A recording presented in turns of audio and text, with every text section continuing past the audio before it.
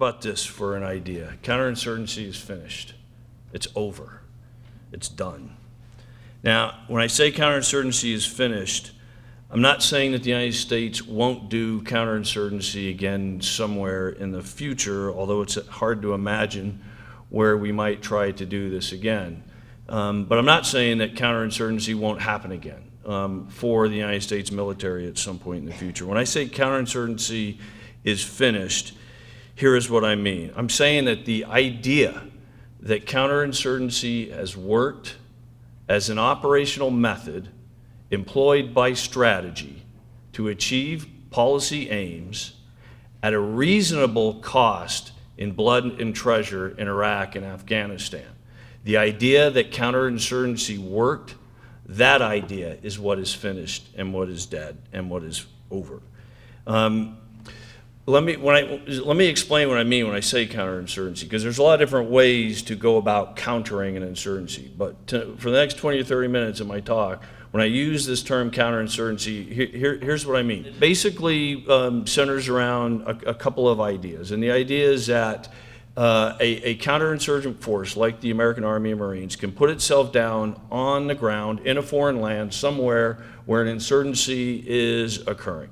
Also probably in the middle of some kind of civil war. And this foreign occupying military force can put itself down, and it will do a number of things simultaneously, according to American counterinsurgency.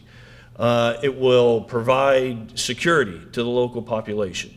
It will build infrastructure like roads and bridges. It will improve the economy. It will establish and build local governance. It will help build the host nation's security forces. And the idea behind counterinsurgency is that if these things are done simultaneously in this place where an insurgency is occurring, then the population will be won over to the counterinsurgent side and the side of the government that it's supporting.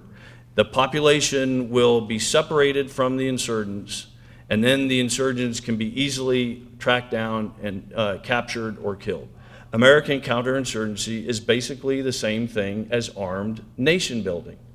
I mean, if you think about it, if the idea is to build up local governance, build up infrastructure like roads, bridges, schools for girls, build up the economy, build up the security forces, we're talking about building the institutions of a modern state. So when I use the term American counterinsurgency, it's also synonymous with the term armed nation building. And you've probably seen this before, and again, in writings about Iraq. From 2003 to 2007, the American Army fumbled. It didn't get counterinsurgency and fought the war wrongly. So that by 2006, or the end of the 2006, the war was lost. But then, as the narrative goes, an enlightened general, a savior general, to use popular historian Victor Davis Hanson's own words, to describe this general, a savior general named David Petraeus, rode onto the scene, gave his army the classic ideas of counterinsurgency like protecting the people, turned his army around on a dime, got it doing something very, very different operationally, and because of this new and different transformative type of generalship and the fundamental change that he supposedly brought about with his army, Iraq was put on the path to success. Does this sound familiar? It should be. It's the standard stock narrative for most of the writings on Iraq. Unfortunately, however, it's mostly moonshine.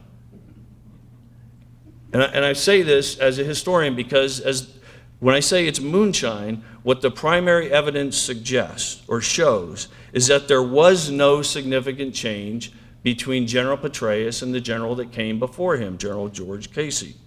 And in terms of operational method, there was much more continuity rather than discontinuity between the pre-surge and surge armies.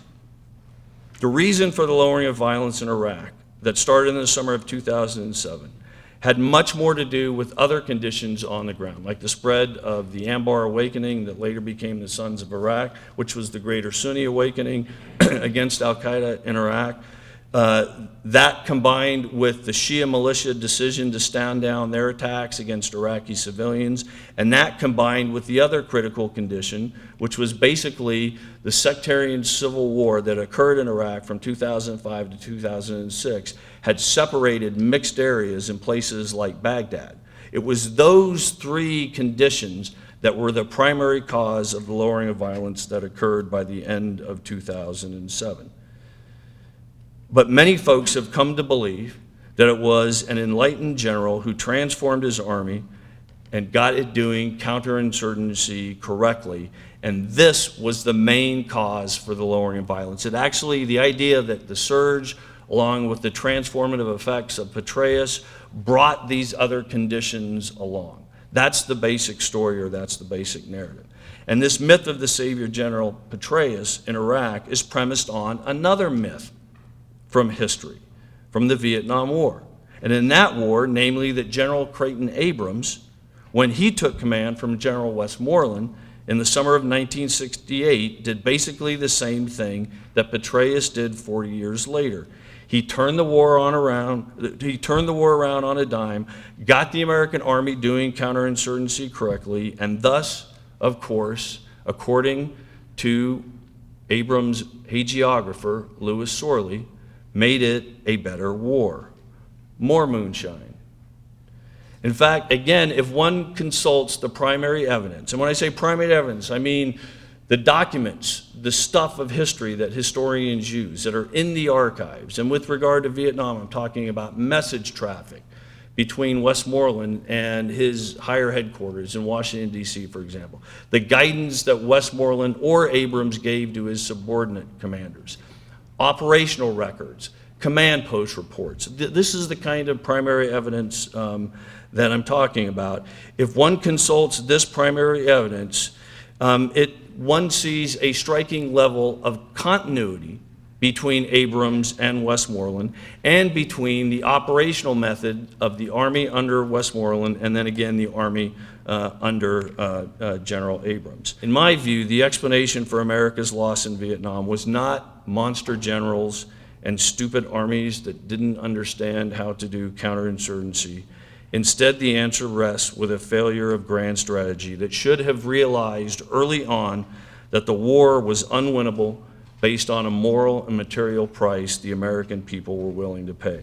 But this fundamental truth from the Vietnam War is obscured by this better war myth or narrative, that a failed grand strategy could have been rescued if there had only been better generals put in place early on who would have transformed their armies into counterinsurgency rock stars. And then Iraq came around. And the same narrative is applied and starts to unfold with Iraq in 2006. A war being lost by a failing army that didn't understand counterinsurgency, but was rescued by another savior general named David Petraeus, who turned the war around. And that explanation hardened into an accepted truth, almost really a fact, by the spring of 2009. And if you think about it, was applied almost directly as a template to Afghanistan. And the thinking went that since better generals and better tactics turned the war around in Iraq, according to the story or according to the narrative, just like it had happened in Vietnam, why not do it now in Afghanistan in the spring of 2009? And if you remember, there was the publicly humiliating relief of General David McKiernan, who was replaced by now the third savior general to ride onto the scene. I mean, in Vietnam, it's Abrams. In Iraq, it's Petraeus. And in Afghanistan in the spring of 2009, now it's Stanley McChrystal. The problem is with this whole narrative is that there was an opportunity, I think, in the spring of 2009, especially once you got into the summer and fall with a new American president, there was an opportunity to do a serious review of American strategy in Afghanistan. But the power of this counterinsurgency narrative, the idea that General Petraeus made counterinsurgency work in Iraq, therefore it could be made to work in Afghanistan, basically precluded any serious consideration of alternatives in Afghanistan in the summer of 2009 other than long-term counterinsurgency or armed nation building.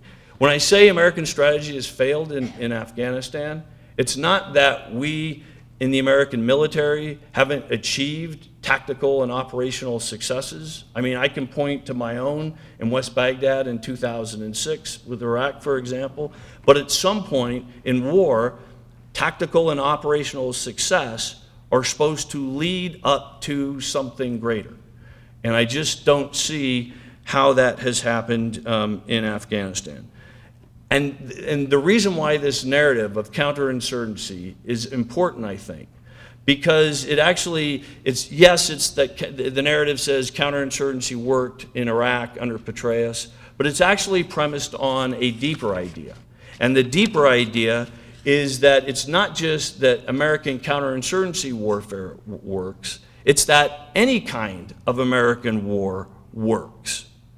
As, for example, calls for military intervention in Syria. 2 or 3 months ago, a historian at the University of Texas wrote an op-ed in the New York Times that said, where he said, Jeremy Suri said it was time to bomb North Korea. So premised in these calls for American military intervention in Syria, bombing North Korea, activities in Mali or Yemen or anywhere else, is the idea that American war works as long as we put the right generals in charge who tweak the tactics of their armies to get them doing the right kind of methods in these wars. So do you see why this myth is so appealing and dangerous at the same time? And do you also see why it's potentially a recipe for perpetual war? How the United States Army at maybe West Point has reacted to your interpretation? Well, it hasn't helped us win at football, I'll tell you that much.